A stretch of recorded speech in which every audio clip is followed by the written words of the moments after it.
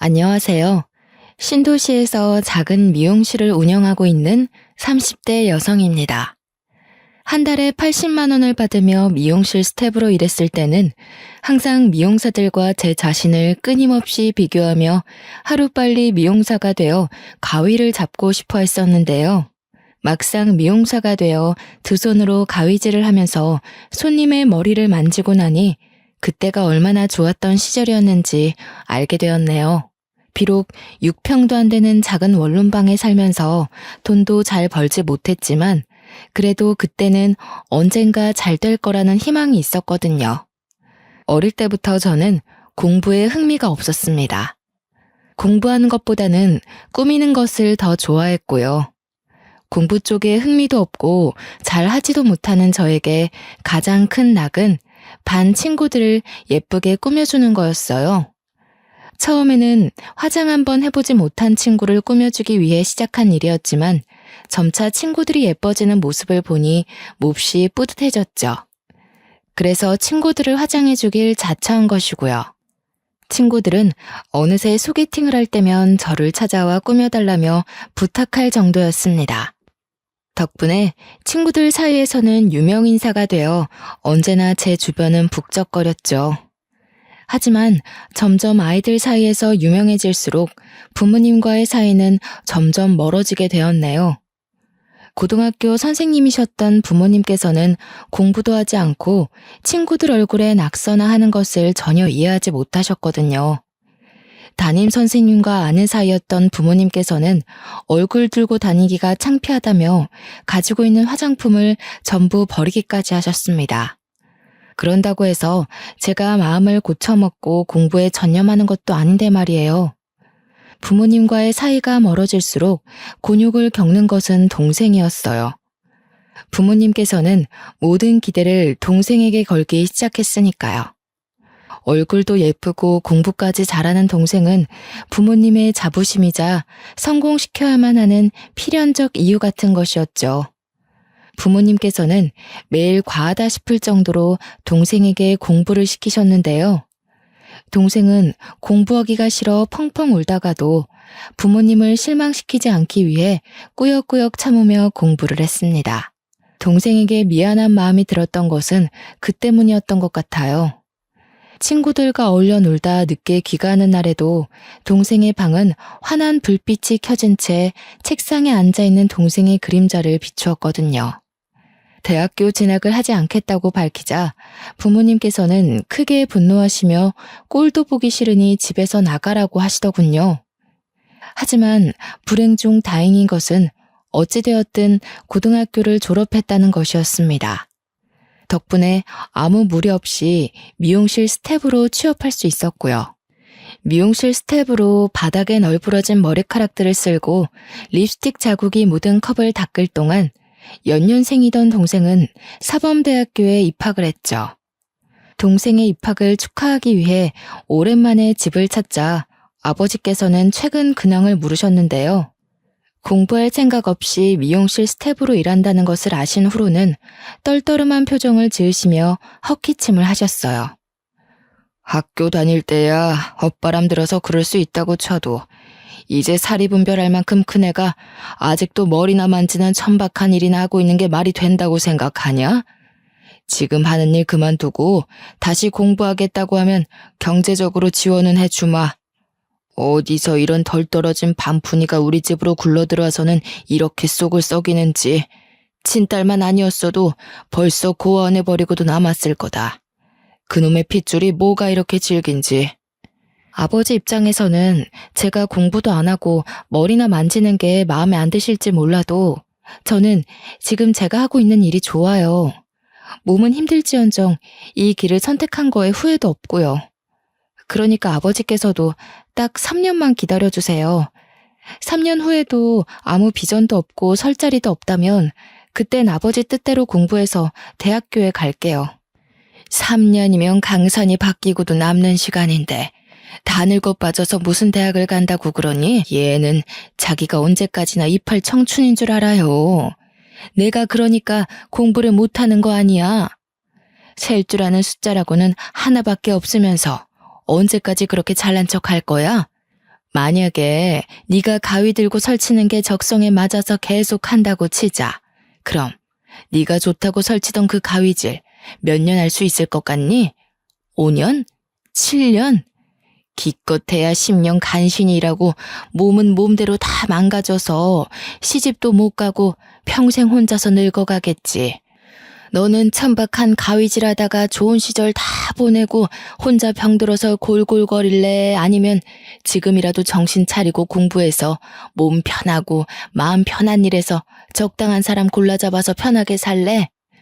내비도 부모 할 길을 옆집 똥개보다 더하게 아는 애한테 그런 소리가 다 무슨 소용이야? 그냥 내쫓고 말지. 괜히 말만 하면 우리 입만 아파지니까 그냥 잠자코 있자고. 지도 겪어봐야 알지. 세상 돌아가는 게 얼마나 힘든지. 편하게 부모가 주는 밥만 얻어먹고 사내가 뭘 알겠어. 지 꼴리는 대로 하게 내버려둬. 혼자 설치다가 별 볼 일 없는 놈 만나서 고생 꽤나 하고 부모한테 손 벌려봐야 정신을 차리지. 두고 봐. 3년도 안 돼 망하고 집으로 다시 찾아올 테니까. 아무리 설득하려 해도 부모님께서는 입을 꾹 다문 채 미용사에 대한 험담만 늘어놓을 뿐이었어요. 미용사를 무시하는 것도 모자라 딸까지 모욕하는 부모님의 태도는 견디기가 힘들었고요. 아무리 발버둥 쳐도 부모님을 설득할 수는 없다는 걸 처음으로 마주하게 되었습니다. 그래서 성공할 때까지 부모님과 절연한 채로 살겠다고 다짐을 했죠. 부모님께서는 제대로 할 줄 아는 것도 없으니 금방 망할 거라고 했지만 그 반대였습니다. 열심히 일하면 밤만 되면 마네킹으로 머리를 자르던 저는 스텝 중 가장 먼저 미용사로 승진을 했거든요. 미용사가 된 후의 하루는 어떻게 보냈는지 잘 기억이 나질 않았어요. 그만큼 일에 미쳐서 살았으니까요. 유행에 뒤처지지 않기 위해 최신 잡지를 뒤적였고 퇴근을 한 후에는 무거운 졸음이 앉은 눈을 비비며 해가 뜨도록 연습을 했죠. 그 덕분에 하루가 다르게 손님들이 늘어갔고요. 단골 손님이 많아질수록 무거워지는 것은 지갑이었습니다. 미용실 원장님께서는 미용실에 있는 돈을 모두 긁어 모은다며 농담을 할 정도였죠. 미용사가 된 지 1년이 지나고 어깨며 허리는 부서질 정도로 아파왔지만 몸만 간신히 누울 수 있는 6평 원룸을 벗어난 것만으로도 그 모든 고통을 잊어버릴 수 있었네요. 경제적으로 자유로워지다 보니 전에는 없던 여유까지 생겼습니다. 하지만 그렇다고 스트레스가 없는 것은 아니었어요. 아직 미용사가 되지 못한 직원들부터 같이 일하는 동료들까지 질투를 받는 일은 허다했거든요. 그 중에서도 가장 많이 질투하는 것은 바로 1살 위 동료였죠. 같이 입사한 동기는 5살 위의 언니였는데요. 나이가 많아서인지 처음부터 저를 아랫사람처럼 깔보더군요. 자기가 할 청소나 설거지 같은 잡일을 떠넘기는 건 아무한테나 할 수 있는 일이 아니잖아요. 문제는 직장 동료의 이런 깔보기가 제가 미용사가 된 후에도 계속해서 이어졌다는 것이었습니다. 은근슬쩍 들고 있던 빗자루를 넘기며 자연스럽게 담당하고 있던 손님 또한 빼앗아갔죠. 그러던 중 사고가 발생했습니다. 파마를 예약한 손님에게 직장 동료가 멋대로 가위를 들어 단발로 잘라버린 것이었죠. 제일 중요한 일정인 결혼식을 앞두고 있던 손님은 길길이 날뛰며 직장 동료를 고소하겠다고 난리를 피웠는데요. 미용실 원장님까지 나와 사죄를 하고 머리가 다 자랄 때까지 붙임머리를 공짜로 해준다고 한 뒤에야 간신히 합의를 해줄 수 있었죠. 하지만 원장님께서 손님에게 석고대죄를 할 때에도 직장 동료는 자기가 무슨 잘못을 했는지 모르는 눈치였어요. 사과를 하는 것도 원장님이 시켜 억지로 하는 정도였습니다. 결국 참다 직장 동료를 따로 부르게 되었고요. 지금까지는 언니고 같이 입사한 동기라 참고 넘겼지만 이건 좀 심한 거 아닌가요? 미용사 자격증도 안 딴 사람이 어떻게 손님 머리를 만질 수가 있어요. 그것도 막무가내로 말이에요. 제가 거기서 얼마나 당황했는지 아세요? 정 손님 머리가 하고 싶었으면 티나 내지 마시던가요. 도대체 무슨 생각으로 파마하겠다는 고객님 머리를 허락도 없이 뚝 자른 거예요? 이번에 잘 넘어갔으니 망정이지 손님이 억하심정이라도 가졌으면 미용실 팡판 나빠지는 건 기본이고 미용실 문 닫았을 수도 있다고요. 아, 참. 사람 생긴 대로 논다더니 호박같이 생긴 게 불쌍해서 자기한테 어울리는 머리 해주겠다고 한 건데 억하심정 가지고 있을 건 뭐람? 왜 정연 씨도 호박같이 생겨서 그 손님 마음이 이해가 됐었나 봐. 그 손님 편을 드는 걸 보면. 정연 씨 지금 생각해보니까 웃긴다. 원장님도 가만히 있는 일을 왜 정연 씨가 나서서 난리야? 정연 씨가 미용실 원장이라도 되는 거야? 가위 좀 잡았다고 뭔가 단단히 착각하는 모양인데 나 정연 씨보다 5살 위 언니라고. 어려서 미용사 좀 됐다고 오냐오냐 해주니까 그저 기세만 등등해져서는 뭐라도 된 것처럼 구는데 착각하지 말고 새겨들어. 정연 씨 그렇게 대단한 사람 아니야. 오히려 형편없는 사람이 아닌 게 다행일 정도지. 제가 별 볼 일 없는 사람이면 원영 씨는 그 밑에 뒤치다꺼리하는 사람이라도 되나 보죠? 5살이나 어린 동생 밑에서 바닥 청소하기 싫으면 실력이라도 키우세요. 창피하게 나이 내세우면서 어린애들 갈구지 말고. 원영 씨, 그런 식으로 잘 달리고 있는 사람 발목 잡아서 넘어뜨리는 게 엄청 추해 보여요. 언니면 언니답게 제발 나이값 좀 하고 사세요. 심하게 말하려던 건 아니었지만 자기 잘못은 하나도 인정하지 않고 막말을 퍼붓는 직장 동료를 보니 화가 머리 꼭대기까지 나더군요. 그래서 의도치 않게 저 또한 같이 화를 내었죠. 하지만 후회는 없었습니다. 평소에도 아나무인으로 구는 직장 동료에게는 따끔한 조언이 꼭 필요했거든요. 제가 이렇게 세게 나올 걸 예상하지 못했는지 씩씩거리던 직장 동료는 그 자리에서 얼어 제 얼굴만 계속 노려볼 뿐이었어요. 반박하지도 못하고 잔뜩 눈살을 찌푸린 직장 동료의 모습을 보자 속이 다 시원할 지경이었죠. 그날 일이 있고 난 후 직장 동료는 대놓고 저를 무시하기 시작했습니다. 실력도 없으면서 돈으로 손님을 매수한다는 거짓 소문까지 퍼뜨리면서요. 예약 손님이 잡히기라도 한 날에는 손님들에게 남자 관계가 문란하고 머리도 못하는 미용사에게 왜 머리를 맡기지 말라며 험담하기 일쑤였죠. 처음에는 직장 동료의 질투라 생각하며 대수롭지 않게 생각했어요. 같이 일하는 다른 동료들 또한 티나게 일간지를 하는데 믿을 사람이 어디 있냐고 했고요. 하지만 그건 어디까지나 착각이었습니다. 단골 손님이 아닌 새로운 손님들은 직장 동료의 말에 홀라당 넘어가 줄줄이 굴비처럼 예약을 취소했으니까요. 그때서야 문제의 심각성을 깨달아 직장 동료에게 그만둘 것을 권유했는데요. 직장 동료는 비흡연자인 제 앞에서 담배까지 태우며 적반하장식으로 나오더군요. 어머, 왜 괜한 사람을 잡고 그래요? 불도 안 붙은 굴뚝에서 연기 나는 거 봤어요? 이게 다 정연 씨가 평소 행실을 안 좋게 하고 다녀서 그런 거 아니에요. 내가 한 일은 그저 손님들한테 자기 머리 해주는 미용사가 어떤 사람인지 알려준 것밖에 없다고요. 가위질도 잘하고 손님들한테도 싹싹하게 잘하는 사람이 왜 그랬을까? 싱글거리면서 꼬리치는 건 손님들한테만 했어야죠. 남자들한테 실실 웃음이나 흘리고 다닐 시간 있으면 바닥에 흘려있는 머리카락이나 제대로 치울 것이지. 이래서 자기 팔자 꼰다는 말이 괜히 있는 게 아니라니까. 가만히 있으면 중간이라도 가는 걸 꼭 살쳐서 바닥으로 떨어진다니까?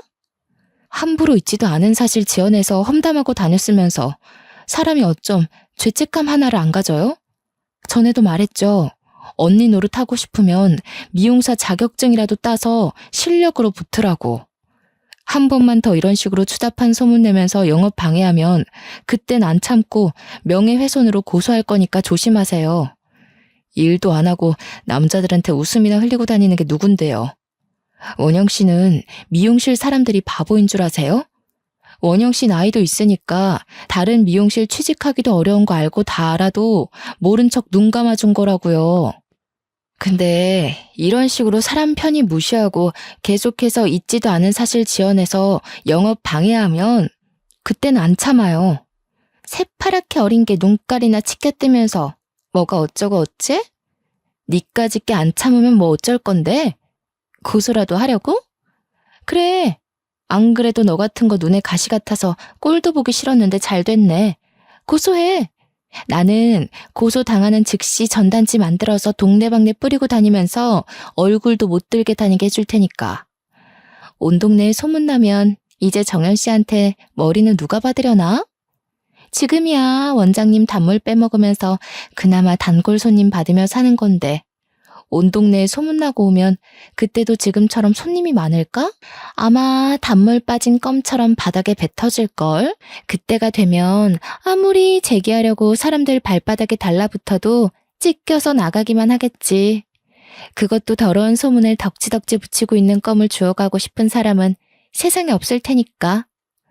직장 동료는 그렇게 말하면서 앞으로 실장에게 꼬리치면 죽는다고 말을 했습니다. 혼자 발광하면서 날뛰는 직장 동료를 보니 미친 사람에게는 약도 없다는 말이 정말 가슴에 와닿더군요. 그래서 차라리 이렇게 입씨름할 바에는 명예훼손으로 고소하는 게 더 나을 것 같다는 생각을 했네요. 그 후 직장 동료는 투명인간 취급을 하면서 실장에게 눈에 띄게 들이댔어요. 실장은 직장 동료에게 딱 선을 그었지만 직장 동료는 정신을 못 차린 건지 아니면 머리에 나사 하나가 빠진 건지 계속해서 실장에게 들이댔죠. 실장에게는 결혼을 약속한 오래된 여자친구가 있는데도 말이에요. 결혼식을 준비 중이던 실장이 여자친구를 자랑할 때마다 직장 동료는 자기가 훨씬 낫다며 실장의 여자친구를 깎아내렸습니다. 그러면서 밥을 먹을 때도 실장이 옆에 딱 달라붙어 손수 반찬을 밥 위에 올려주는 등 평범한 사람이라면 하지도 못할 행동을 했죠. 직장 동료의 이런 행동에 불편해지는 건 미용실에서 일하는 사람들이었어요. 직장 동료는 별 대수롭지 않게 행동했지만 옆에서 지켜보는 저희는 조마조마하게 가슴을 졸였습니다. 직장 동료는 일에 지장이 있을 정도로 실장을 따라다녔거든요. 원장님은 직장 동료를 잘 타일러 실장에 대한 마음을 접게 하려 했지만 직장 동료의 행동은 나아지지가 않았어요. 갈수록 같이 일하던 미용사들의 불만은 점점 더 커져갔고요. 일이 이렇다 보니 미용실 원장 또한 하는 수 없이 직장 동료에게 해고 통보를 했네요. 그러자 직장 동료는 왜 자기를 해고하냐며 악다구니를 쓰기 시작했습니다. 잘못한 사람은 따로 있는데 내가 왜 일을 그만둬요? 잘못한 사람은 따로 있는데 왜 제가 회사를 나가야 되냐고요. 내가 이런 꼴 보려고 여기서 뼈 빠지게 일하면서 버틴 줄 아세요? 괜한 사람 남자 많다고 소문내고 손님 머리 망쳐서 미용실 평판 깎아먹고 잘못한 걸로만 따지면 우리 미용실에서 원영 씨 따라올 사람은 없는 것 같은데 일손도 부족하고 같이 일하던 정이 있어서 몇 번이고 잘못해도 넘어갔지만 이제는 못 그래. 남자에 미쳐서 여기저기 분탕질하면서 흙탕물 만드는 사람이랑은 상종하고 싶지도 않아. 미용실에서 나가면 제발 남 탓 좀 그만하고 자기 자신 좀 돌아봐. 자기가 얼마나 형편없고 이상한 사람인지 말이야. 사랑하는 게 나쁜 건 아니잖아요. 원장님도 저처럼 남자 꼬드겨서 지금 남편 만났을 거면서 왜 저한테만 이러세요? 분탕질이요? 그럼 여기 있는 직원들은 깨끗하다는 말씀이신 건가요? 사생활 다 캐보세요. 여기서 깨끗한 사람이 어디 있나. 나 절대로 그냥은 못 나가요. 아니, 안 나가요. 다른 사람들 같으면 최소한 자기 사생활 문제 자기가 지킬 수 있는 선에서 끝내지. 원영 씨처럼 회사까지 추잡하게 끌고 오지 않아. 여기 있는 사람들 원영 씨 말대로 사생활 캐보면 떳떳한 사람 없을 수도 있어. 사랑의 죄도 아니고 말이야. 근데 이건 마음에 있는 사람이 미혼일 때 이야기지. 원영 씨 사랑만 중요하고 그 사람 배우자 행복은 쓰레기같이 하찮은 게 아니잖아. 나는 남의 가정 파탄 내면서까지 뻔뻔하게 얼굴 들고 다니는 사람이랑 같이 일하고 싶지 않아. 미안하지만 이제 우리 미용실에서 나가줬으면 좋겠어. 원장의 설명에도 직장 동료는 왜 자기가 미용실을 그만두어야 하냐며 억울해서라도 계속 미용실에 다닐 거라고 하더군요.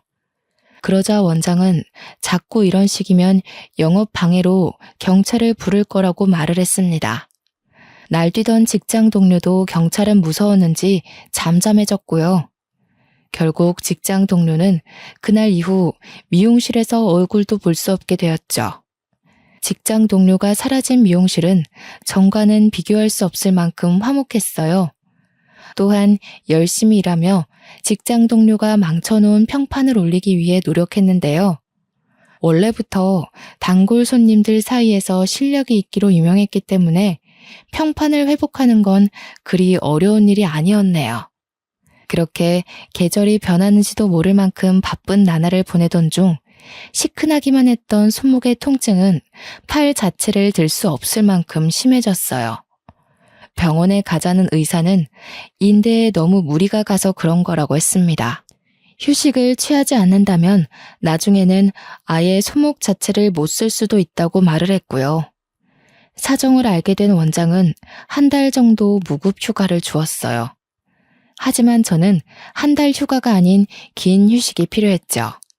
지금까지는 안대가 씌워진 경주마처럼 열심히 달리기만 했거든요. 그래서 미용실을 그만두기로 결심을 하게 되었는데요. 미용실 식구들이 몇 번이나 붙잡는 탓에 쉽게 발걸음이 떨어지지가 않았네요. 몇 년간 가족들보다 더 오래 붙어 있으면서 산전수전을 다 겪은 미용실 식구들을 두고 혼자 떠나자니 마음이 편치 않았거든요. 처음에는 출근을 해야 하는 오전에 침대에 누워있는 것 자체가 어색했습니다. 어떨 때는 아직 꺼놓지 않은 알람벨 소리를 듣고 벌떡 일어나 세수를 하고 출근 준비를 한 적도 있었고요. 쉬기 위해 한 퇴사가 오히려 독이 되어 마음속에 불안을 키운 것이었어요. 그래서 마음을 고쳐먹기로 결심했죠. 그동안 즐기지 못했던 휴식을 즐기기 위해 퇴사한 것인데 쉬지도 못하고 전전긍긍하면서 허비하기에는 시간이 너무 아까운 거잖아요. 그래서 억지로라도 가벼운 옷을 입고 동네 산책로를 돌기도 하고 점심을 먹을 오후에 일어나기도 하면서 여유로운 생활을 하기 위해 노력했습니다. 그리고 카페에 가서 커피 한 잔과 케이크를 시키고 책을 읽으며 여유를 부리니 그동안 얼마나 일에 치여 살았는지 알게 되었죠. 전에는 커피의 향을 느낄 새도 없이 근처 카페에서 파는 제일 진한 커피를 들이부으며 일을 했으니까요. 하지만 한편으로는 쓸쓸하기도 했네요. 혼자 누리는 여유도 좋았지만 친구들이나 가족들과 화기애애하게 앉아있는 다른 사람들을 보면 쓸쓸함이 느껴지기도 했거든요. 가족들과도 의절을 하고 요 몇 년간 일에만 집중한 저에게는 친구가 없었거든요.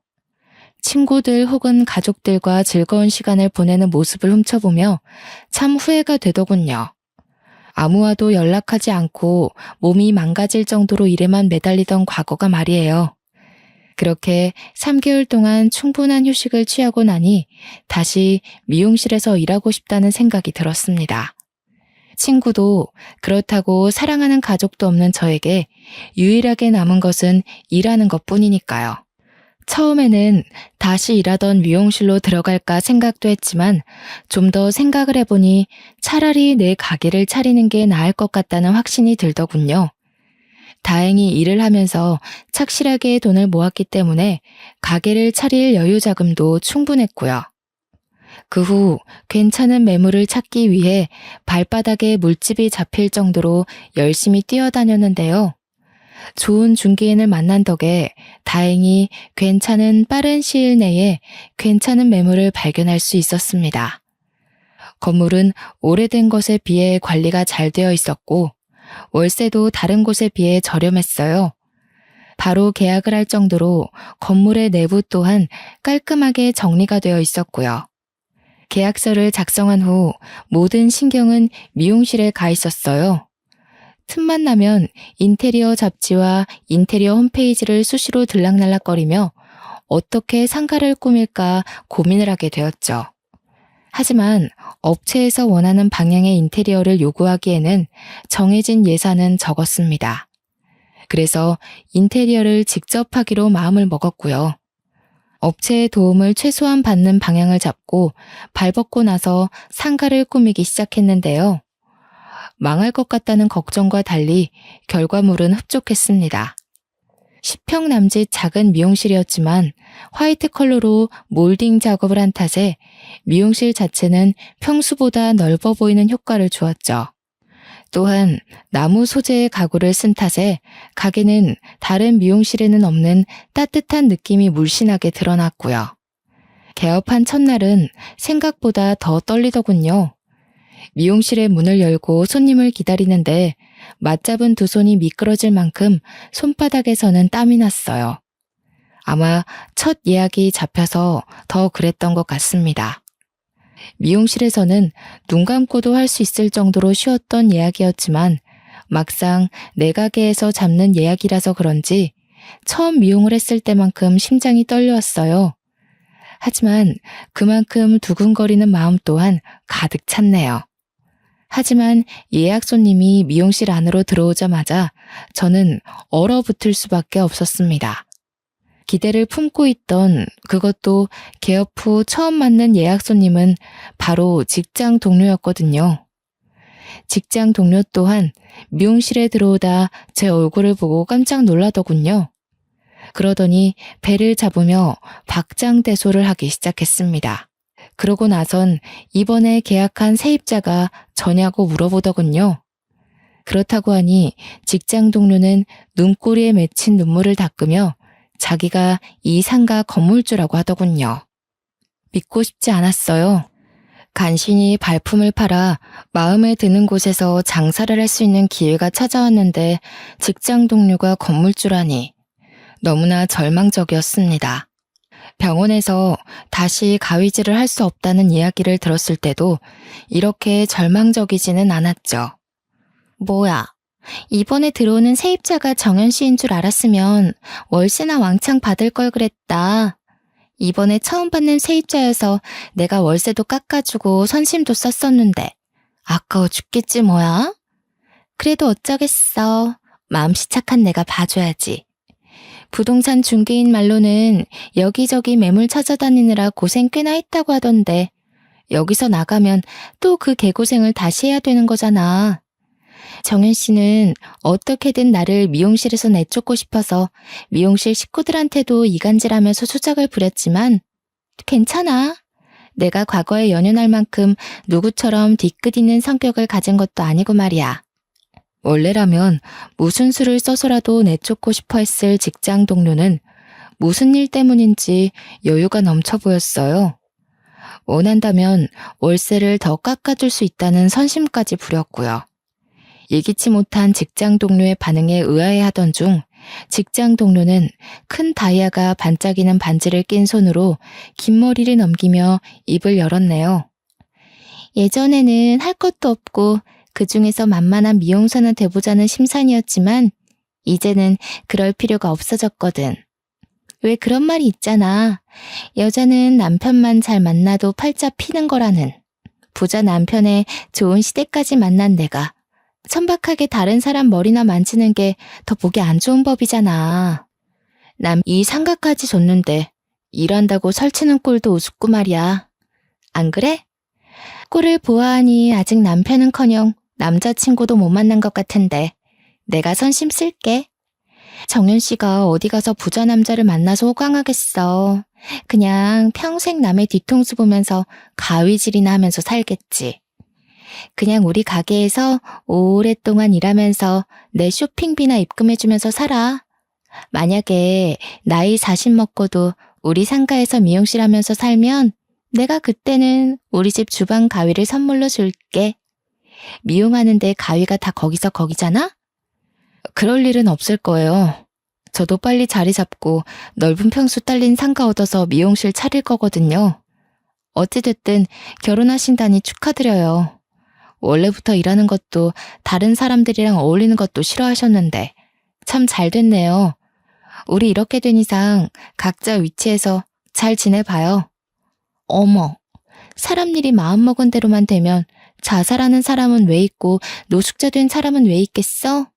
나야 뭐 이제 부자 남편 만나서 고생할 일 없고 100만 분의 1 확률로 남편이 하는 사업이 망했다고 해도 이 상가에서 나오는 새바다 먹으면서 살면 그만이지만 정현 씨는 아니잖아. 큰 사업 하는 것도 아니고 꼴랑 미용실 운영해서 큰 돈 벌 수 있는 것도 아니고 말이야. 코딱지만한 미용실에서 돈이 벌려봐야 얼마나 벌리겠어. 정년이 보장된 것도 아니고. 세상에, 정현 씨 이러다가 손도 꼬부라지고 허리도 꼬부라져서 할머니 될 때까지 일하는 거 아니야? 아, 미안. 웃으려던 건 아닌데. 정현 씨가 할머니 돼서도 근처 쪽방 살면서 가위질할 생각하니까 웃겨서 말이야. 정현 씨 인생도 참 불쌍하다. 집에 빽이 있는 것도 아니고 그렇다고 얼굴이 예뻐서 좋은 남자 만날 수 있는 것도 아니고 그래도 뭐 어쩌겠어. 다 팔자대로 사는 거잖아. 정현 씨 할머니 될 때까지 내 쇼핑 비용 내줘야 하니까 손 관리 잘하고. 그럼 수고해. 자기가 입은 명품 옷이며 가방 액세서리를 자랑하던 직장 동료는 미용실 안을 둘러보더니 머리는 비싼 청담동에 가서 하는 게 좋겠다며 5만 원짜리를 바닥에 던지고 갔어요. 참 억울했습니다. 직장 동료의 불행을 바랬던 것은 아니지만 누구보다 열심히 살지 않았던 직장 동료가 잘 사는 모습을 보니 우라가 치밀어 올랐죠. 다시금 공들여 완성한 인테리어를 보고 촌스럽다며 비웃던 직장 동료의 경박스러운 웃음소리가 거슬려 고막을 씻어내고 싶은 생각도 들었고요. 하지만 그보다 더 기분이 나쁜 것은 직장 동료가 바닥에 던지고 간 5만 원짜리였습니다.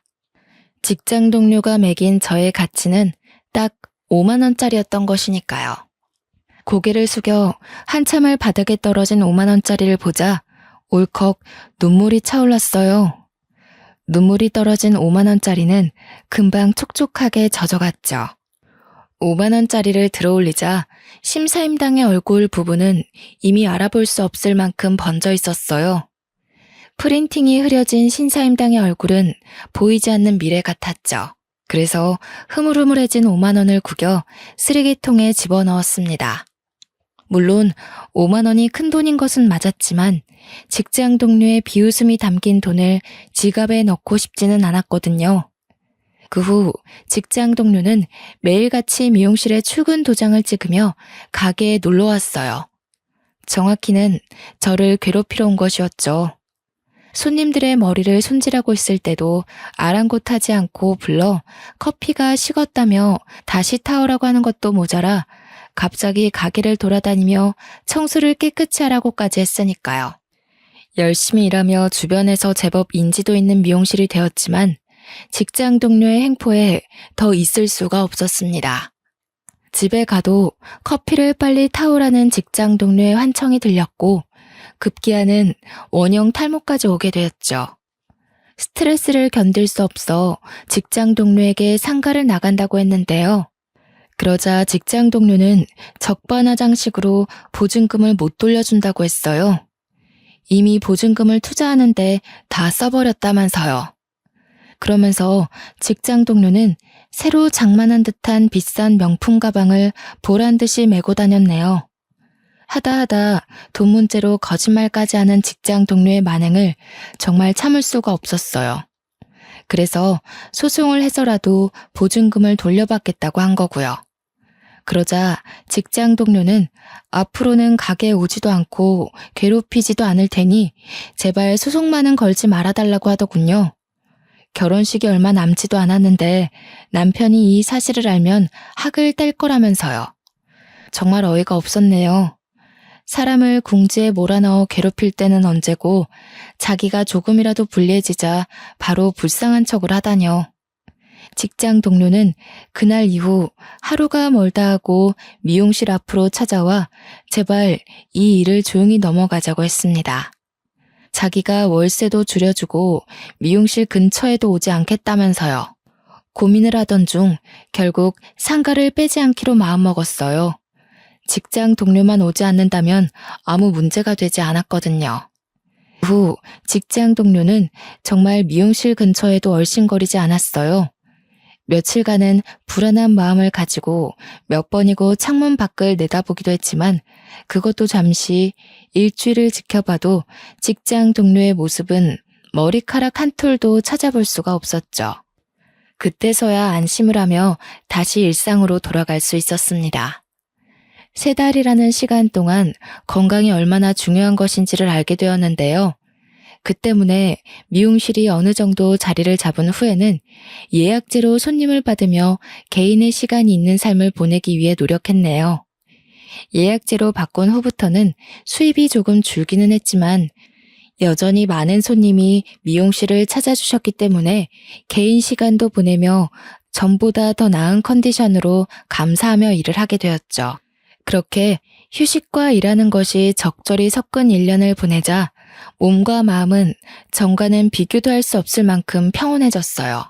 개인 시간을 보내며 요리와 보드타기 등 여러 가지 취미 활동을 가지며 많은 사람과 교류를 하자 하루하루가 더 즐겁고 보람차게 느껴졌거든요. 그러던 중 의외의 사람에게 전화가 왔습니다. 바로 여동생이었어요. 여동생과는 5년 만에 전화통화였는데요. 여동생은 근황을 물으며 미용실을 열었다고 하자 축하한다며 자신이 미용실로 온다고 하더군요. 6년 만에 만난 여동생은 저만큼이나 많은 것이 바뀌어 있었어요. 부모님으로 인해 긴 검정머리만 고집하던 동생의 머리는 밝은 다갈색으로 염색되어 산뜻한 웨이브 손질이 되어 있었죠. 잘 꾸며진 미용실을 보며 여동생은 제가 이만큼 성공할 줄 몰랐다고 감탄을 했습니다. 여동생이 그렇게 말해주니 기분이 좋더라고요. 처음으로 가족에게 인정을 받은 것이잖아요. 임용고 씨는 어떻게 되고 있냐고 묻자 동생은 커피보다 더 쓴 미소를 지으며 임용고 씨를 그만두었다고 했습니다. 공부밖에 모르며 어렸을 때부터 선생님의 길을 가려던 동생이 임용고시를 준비하지 않다니 깜짝 놀랄 수밖에 없었어요. 동생은 티스푼으로 김이 나는 커피를 저으며 선생님에 대한 기대감이 너무 큰 탓이었는지 아니면 소심한 자신의 성격 때문이었는지 실습을 통해 자신이 얼마나 선생님이란 직업을 맞지 않는 사람인지 알게 되었다고 말을 했네요. 그렇게 말하는 동생의 모습은 어딘지 모르게 텅 비어있는 듯 했어요. 그럴 만도 했습니다. 동생은 10몇 년이라는 긴 시간 동안 선생님이란 직업을 향해 달려갔으니까요. 오랜 시간 쌓아온 꿈이 없어진 현실에서 사는 동생이 어떤 슬픔을 느끼고 있을지 상상도 할 수 없었습니다. 동생은 너무 불쌍하게 보지 말라며 좋은 사람을 만나 꼭 결혼한다고 하더군요. 듣던 중 반가운 소리에 저는 안도의 한숨을 내쉬었고요. 핸드백에서 청첩장을 꺼내 넘겨주며 동생은 이제 그만 본가에 들어오는 것이 어떠냐고 했습니다. 부모님도 지난날 자신의 실수를 후회하고 있다면서요. 집에서 부모님이 기다린다는 소리를 듣자 온몸에 찡한 진동이 느껴지는 듯 했네요. 부모님께서 그렇게 저를 기다리시는 줄 몰랐으니까요. 동생과 함께 찾아뵌 부모님은 예전의 모습이 희미해진 정도로 많이 노쇠한 모습이셨습니다. 부모님은 그동안 자신들이 어리석어 귀한 딸을 냉대했다며 사과를 하셨는데요. 그 말을 들으니 알 수 있었습니다. 저는 지금까지 부모님을 미워한 것이 아니라 부모님을 너무 사랑해 인정받고 싶어 했다는 걸요. 그렇게 우리 가족은 그동안 같이 하지 못한 시간을 붙잡기 위해 참 많이도 함께하게 되었네요. 부모님과 이렇게 오랜 시간 대화를 나누며 같이 있는 것이 처음이라 어색했지만 그래도 기분은 좋았어요. 부모님과 시간을 보낸 후에는 다 같이 동생의 상견례에도 참석을 하게 되었죠. 직접 뵌 동생의 시부모님과 매제는 참 좋은 사람이었어요. 가진 것이 많을수록 사람이 오만해지기 망정인데 사업으로 많은 것을 가지신 동생의 시부모님과 매제에게는 오만함 같은 것은 눈 씻고 찾아봐도 보이지 않았죠. 오히려 귀한 딸을 시집 보내주어 감사하다며 겸손한 모습을 보일 정도셨습니다. 어른들은 예의 바르고 참하게 생긴 여동생을 마음에 들어 하셨어요. 매제 또한 동생을 응시하는 눈빛을 통해 얼마나 동생을 사랑하는지 알게 되었고요. 행복해하는 여동생을 보며 저는 그저 여동생이 행복하게만 살면 좋겠다는 생각을 하게 되었습니다. 상견례를 마치고 나오는데 부모님께서는 결혼할 때가 되지 않았냐며 저에게도 선볼 것을 권유하셨는데요.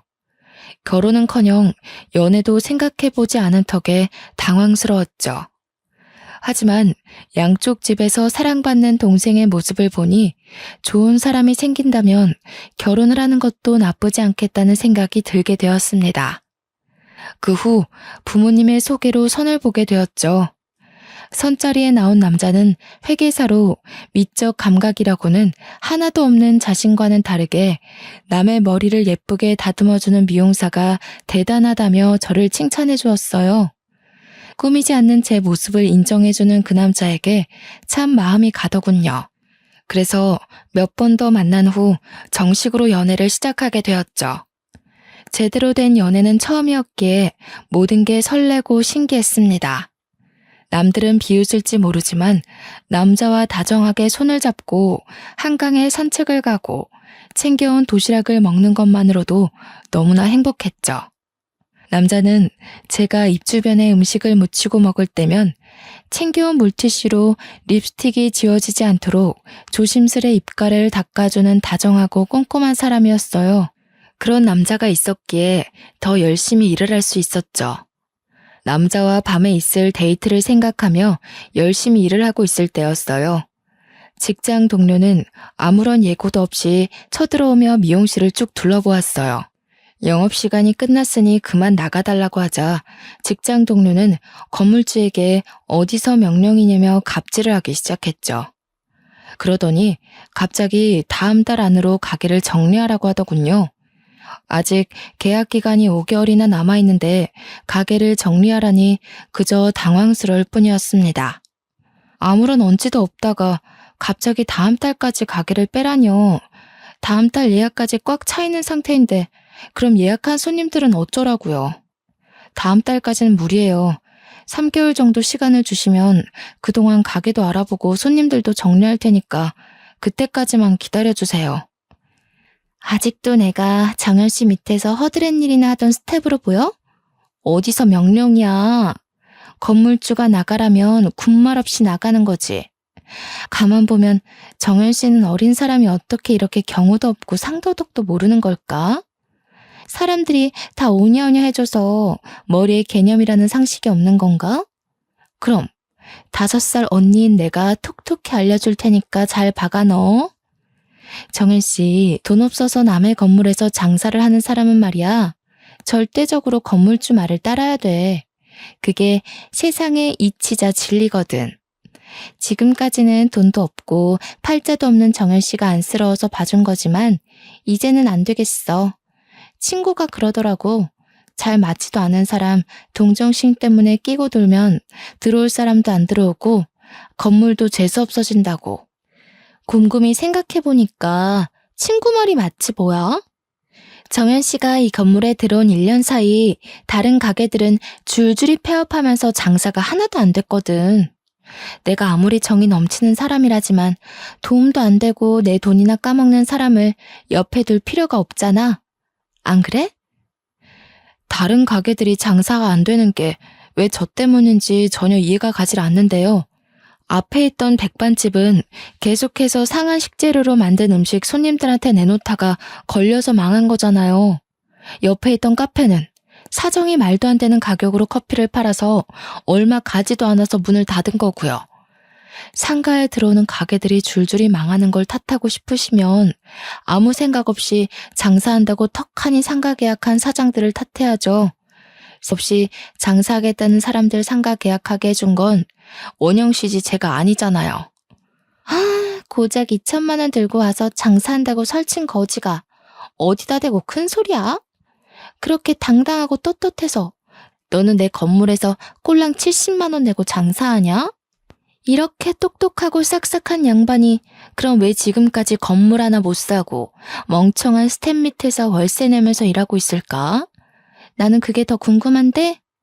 정연 씨, 그 사람이 똑똑하고 안 똑똑하고는 중요하지 않아. 돈이 많은지 적은지가 중요하지. 이렇게 뻣뻣하고 키만 큰 여자를 누가 데리고 가고 싶어 할까? 남자들은 나처럼 아담하고 백침 있는 여자를 좋아하는데 말이야. 정연 씨는 이미 남자 만나기는 글러먹은 것 같은데? 직장 동료는 자신 같은 스타일이 인기가 많다며 고독사하지만 않으면 다행이라고 비꼬았습니다. 그 말을 들으니 내려져 있던 손에는 있는 힘껏 주먹이 쥐어졌죠. 홧김에 만나는 사람이 있다고 하자 직장 동료는 비웃음으로 입꼬리를 한껏 올린 후 눈동자를 아래 위로 굴리기 시작했어요. 정연 씨, 혹시나 걱정돼서 하는 말인데 인터넷으로 만나서 채팅이나 하고 전화나 하면서 연애한다고 큰 소리 치는 건 아니지? 나는 진짜 정연 씨가 걱정돼서 그래. 왜 사람이 너무 일만 해서 미치면 헛것도 보고 머리가 돌아서 이상해진다고 하잖아. 정연 씨도 그러지 않을까 해서. 매일 사람 정수리나 보면서 머리나 감기고 가위질이나 하는데 정신이 온전할 리가 있겠어? 그게 아니고 진짜로 남자를 만나서 연애를 한다고 해도 조심해야 돼. 어디 멀쩡한 놈이 정연 씨 만나려고 하겠어? 다 벼룩에 간 빼먹듯이 정연 씨 몇 푼 되지도 않는 돈 빼먹으려고 할걸? 그리고 내 눈에 안 띄게 조심해. 멀대같이 키만 크고 멋도 없는 정연 씨만 보다가 나 보면 반할지도 모르잖아. 직장 동료는 남자친구가 자기한테 반해서 따라다니지 않게 조심하라고 하더군요. 멀쩡한 애인을 바람둥이 취급하는 직장 동료의 만행은 정말 참을 수가 없었습니다. 그래서 당장 미용실을 빼고 나간다고 말을 했고요.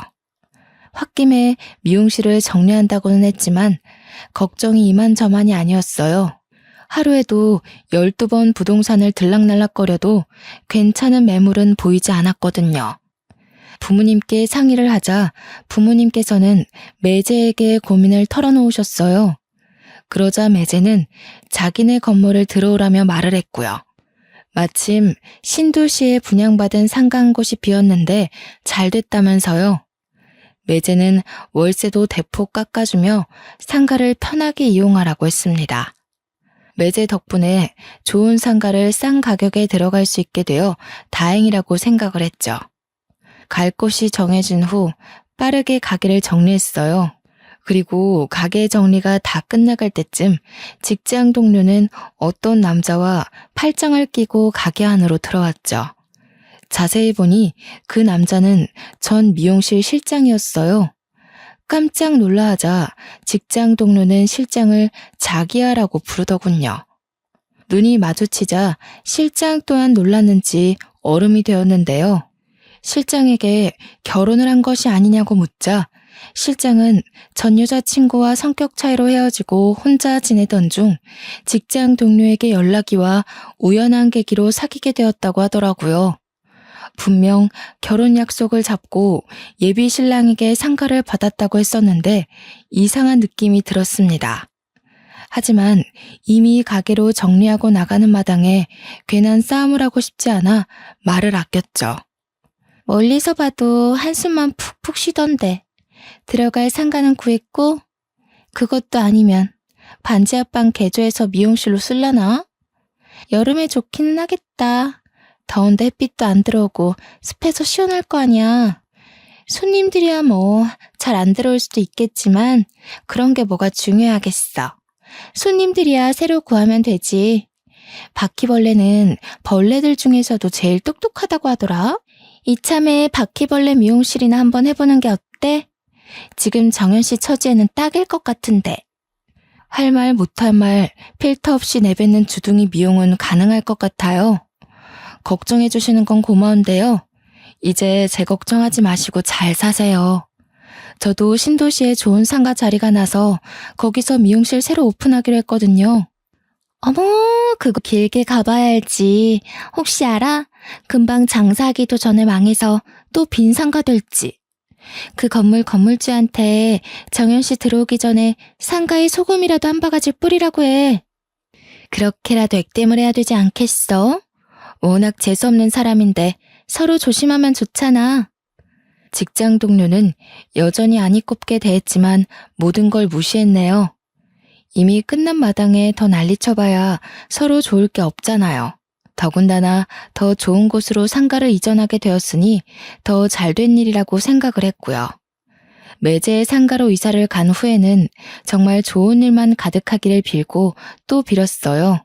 그리고 새로 모든 걸 시작하다 보니 처음 몇 달간은 예약제가 아닌 일반 미용실처럼 운영을 하며 미용실이 만석이 될 때까지 사람을 받았죠.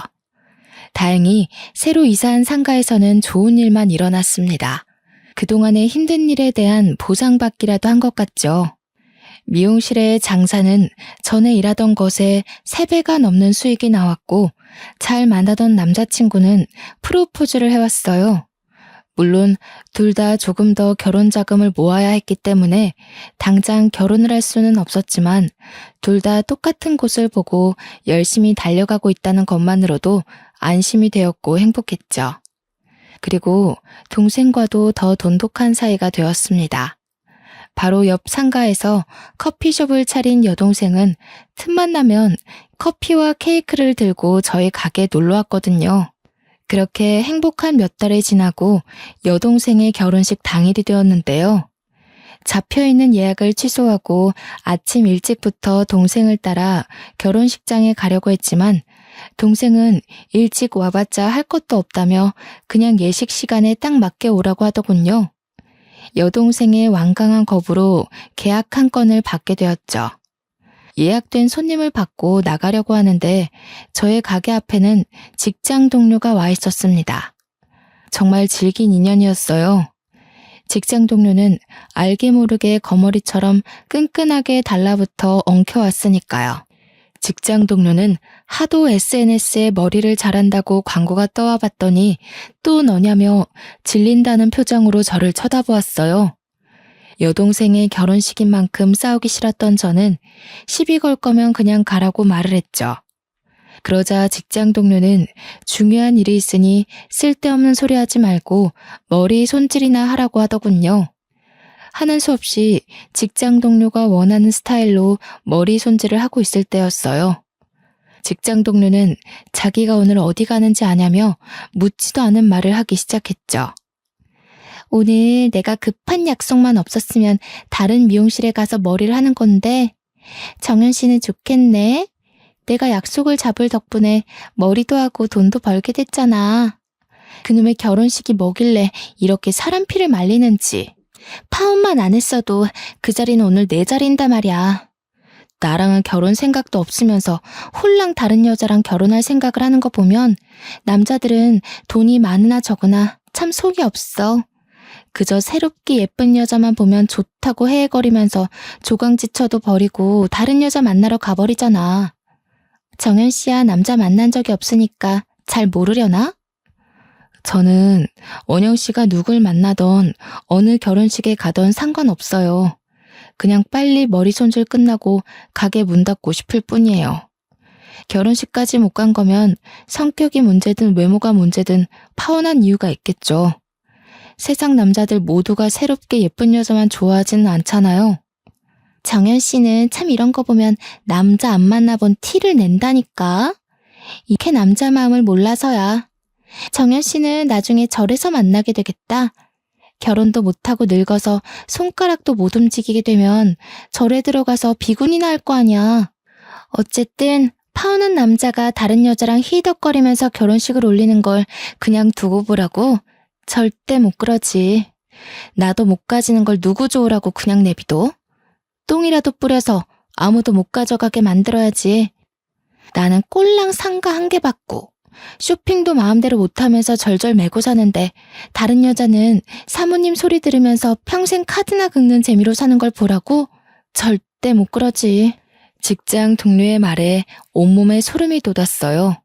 못되고 자기밖에 모르는 걸 알고 있긴 했지만 죄 없는 사람의 인생까지 망치면서 사리사욕을 채우는 사람인 줄은 몰랐거든요. 그러면서 직장 동료는 이번에 결혼할 여자를 내연녀로 몰아 이 결혼을 부셔버리겠다고 했습니다. 그 말을 듣는데 정말 여건만 된다면 그 여자 파혼한 남자에게 이 모든 사실을 알려주고 싶을 정도였어요. 그렇게 직장 동료의 말을 흘려들으며 무심코 쇼핑백을 보았을 때였어요. 거기에는 잘 보이지 않았지만 동생의 사진이 붙어 있었죠. 환하게 웃고 있는 동생 사진 옆에는 빨간색으로 천하에 제일 가는 내연녀라고 적혀 있기도 했고요. 뭐야, 정연 씨, 머리 똑바로 안 해? 비싼 돈까지 주면서 1시간이나 걸려서 여기까지 왔는데 내가 정연 씨한테 이런 거지 같은 대우 받으면서 머리 손질을 받아야 돼? 어디야 한눈이 팔려서 머리 하나 제대로 못하는 거야. 돈 받기 싫어? 굼뜨게 그러고 있지 말고 빨리 머리나 잘 다듬어. 흐트러지기라도 하면 알아서 해. 그대로 가게 리뷰에 태료해 줄 테니까. 그나저나 그 여자 인생을 어떻게 조져야 유통기한 지난 음식처럼 아무도 안 데려가려나? 두고 봐. 무슨 수를 써서라도 전국 방방 곳곳으로 얼굴도 못 들고 다니게 만들어줄 테니까. 아마 얼굴 들고 다니려면 전신 성형이라도 해야 할걸? 직장 동료의 말도 안 되는 행동에 저도 모르는 사이 어금니를 꽉 깨물게 되었어요. 아무 죄도 없는 동생을 희대의 내연녀로 만들다니. 절대로 있을 수 없는 일이었죠. 이성을 유지하려고 했지만 직장 동료는 계속해서 동생을 어떻게 만들지 떠들어댔고 결국 화를 참을 수 없던 저는 가위 대신 바리깡을 들고 직장 동료의 뒷머리를 밀어버렸네요. 직장 동료는 어깨 밑으로 후드득 떨어지는 자신의 머리카락을 보며 고함에 가까운 비명을 지르며 그 자리에서 펄쩍 뛰기 시작했습니다. 그래서 저 또한 소리쳤죠. 니까짓 게 뭔데 우리 동생 결혼식을 망치냐라고 하면서요. 그랬더니 직장 동료는 자기 의사에 상관없이 머리를 망친 죄로 고소를 하겠다고 하더군요. 저 또한 가만히 있을 수 없었습니다. 결혼식 앞둔 손님 머리 가위로 댕강 잘라버린 게 누군데 이제 와서 고소한다는 말 같지도 않은 소리를 해댈까? 나도 잘 어울릴 것 같아서 일부러 바리깡으로 뒷머리에 고속도로 길 내준 건데 왜? 직접 당하니까 기분이 더러워? 너같이 할 줄 아는 거라고는 아무것도 없으면서 그저 남 잘 되는 꼴은 배 아파서 못 보는 사람한테는 바리깡도 아까워. 네가 뭐가 그렇게 잘나서 내 동생 결혼식을 망치는데? 어떤 거지 같은 여자가 내 남자친구 꼬드겨서 데리고 가나 했더니 네 동생이었어? 이래서 피는 못 속인다고 하나 봐. 재수없는 것까지 똑같잖아. 동생년이 남의 남자 뺏어갔으면 바닥에 엎어져서 싹싹 빌어도 모자랄 판에. 뭐? 바리깡도 아까워? 내가 너희 남매 가만둘 것 같아? 아주 싹 다 묶어서 희대 쌍년으로 만들어줄 테니까 딱 기다려. 나랑 우리 동생이 쓰레기면 너는 분리수거도 안 되는 오염물질이게? 남의 남자 뺏고 싶어서 안 달래면서 대도 안 되는 여우짓 하는 건 그쪽 전매 특허 아니었나? 머리가 나쁘면 눈치라도 있어야지. 그저 욕심만 많아가지고. 누구는 뭐 사람 하나 등신 만들 줄 몰라서 가만히 있었던 것 같아? 누가 먼저 한국에서 얼굴 들고 못 다닐지 어디 지금 한번 보자고. 씩씩거리던 직장 동료는 급기야 카트 위에 있던 가위를 들고 달려들기 시작했습니다. 다행히 달려드는 직장 동료를 밀쳐 크게 다치지는 않았지만 아침부터 공들여 손질한 긴 머리는 싸움을 증명하기라도 하듯 덜렁 잘려나가 있었어요. 그것도 한쪽만 말이에요. 웨이브진 머리는 어깨를 타고 흘러 바닥에 떨어졌죠. 잘린 머리카락을 본 후 당장 핸드폰을 들어 매제에게 전화를 걸었죠. 다행히 매제는 바로 전화를 받더군요. 어떻게 살았기에 예의도 모르는 몰상식한 여자랑 결혼하려던 사실을 숨기고 귀한 우리 동생이랑 결혼하려고 할 수 있냐며 소리치자 바닥에 주저앉은 직장 동료의 안색은 삽시간으로 퍼렇게 질렸습니다. 제가 매제에게 전화를 걸 줄은 꿈에도 몰랐던 거죠. 그러자 매제는 정말 죄송하다며 일단 직장 동료를 바꿔달라고 했습니다. 전화기를 받아든 직장 동료는 매제에게 무슨 말을 들었는지 풀이 죽은 채로 눈물만 흘렸고요. 저는 반쯤 잘린 머리 그대로 결혼식장에서 찾아갔어요. 길가에 거지보다 더한 제 몰골을 본 매제는 전 연인을 깔끔하게 정리하지 못한 자신의 잘못이라며 자책을 했죠. 그러면서 그동안 직장 동료 사이에서 있었던 일을 말해주었습니다. 미용실에서 쫓겨난 직장 동료는 매제 회사의 사무직으로 취업해 일을 했는데요. 직장 동료의 적극적인 어필로 인해 인연이 되어 사귀게 되었다고 하더라고요. 매제 또한 적지 않은 나이였기에 만난 지 6개월 만에 결혼 생각을 해 자기가 가지고 있던 건물을 직장 동료에게 넘겨준 것이었죠. 하지만 직장 동료는 결혼을 약속하자마자 돌변을 해 감당하기 힘든 사치를 부리며 매제에게도 엄청난 집착을 했다고 말했습니다. 회사의 여직원이 매제와 이야기를 하는 모습만 봐도 발작을 하며 여직원의 머리채를 잡을 지경이었죠. 결국 직장 동료의 집착과 끊임없는 사치에 지친 매제는 먼저 이별을 통보했다고 하네요.